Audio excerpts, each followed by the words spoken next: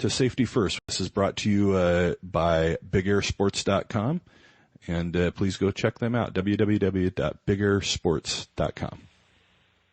Brian, welcome back again. It's always a pleasure. Hey, Dave. It's a pleasure for me as well. Goes both ways. Today, we're going to talk about personal wind limits, setting personal wind limits.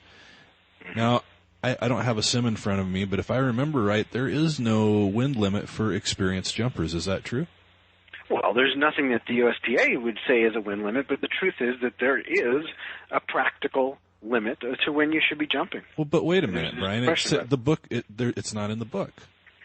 Exactly. It doesn't exist. And at one point, there was books that said the world is flat. I see all these other people still jumping, even though it's gusting up to 30. Why can't I? Yeah, exactly. That guy has fewer jumps than I do. I should be on this load. My friends need me to build the four-way. Otherwise, they only have a three-way, and they need to practice the dive. That's the one that brings the pressure, right? You're going to let down. Oh, yeah. Evil peer pressure. Yeah, there's a lot of reasons why you will feel some sort of pressure from the group or from inside of yourself to jump when the conditions aren't right. And there is definitely an edge that creeps up little by little, where at first you got, 10 jumps, 12 jumps. You really should be very strict about it and stick with those USPA guidelines. Then you get your license, and it's still, you should stay with those same numbers that you were using, but eventually as you downsize, as you get more confident, as you have more awareness to, for instance, turn into the wind fairly soon after deployment on a windy day so you don't fly away. All those things play into whether or not it's okay for you to jump today. The thing is, though, that there's still a point that no amount of confidence, no amount of parachute stability, built-in design stability, is going to save your butt.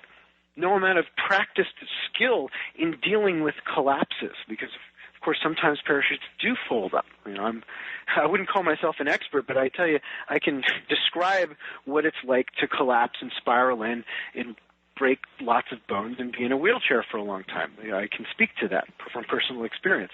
Don't do it.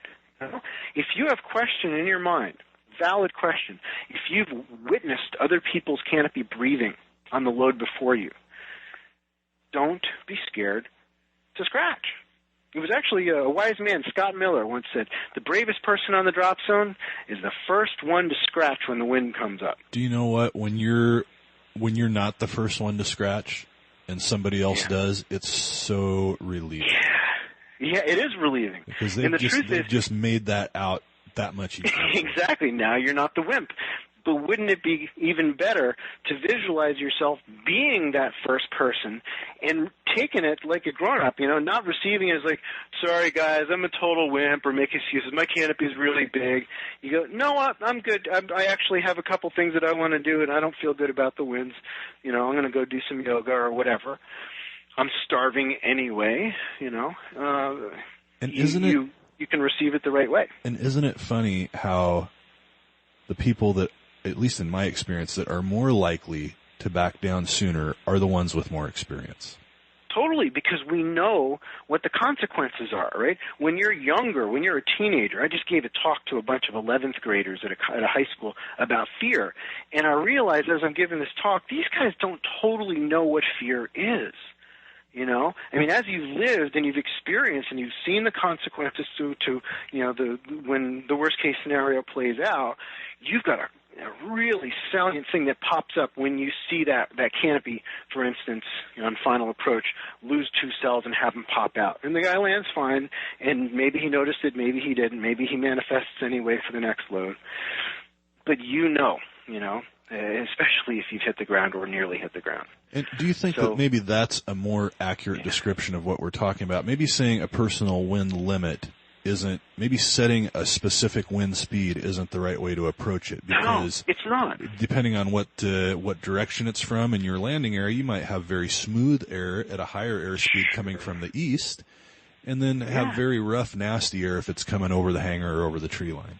Absolutely, and there's lots of drop zones where they've got miles and miles of flat with no trees or anything, and they can jump in 20, 22-mile-an-hour winds without thinking twice about it, whereas other places, I wouldn't jump if the winds were above 8 miles an hour, you know?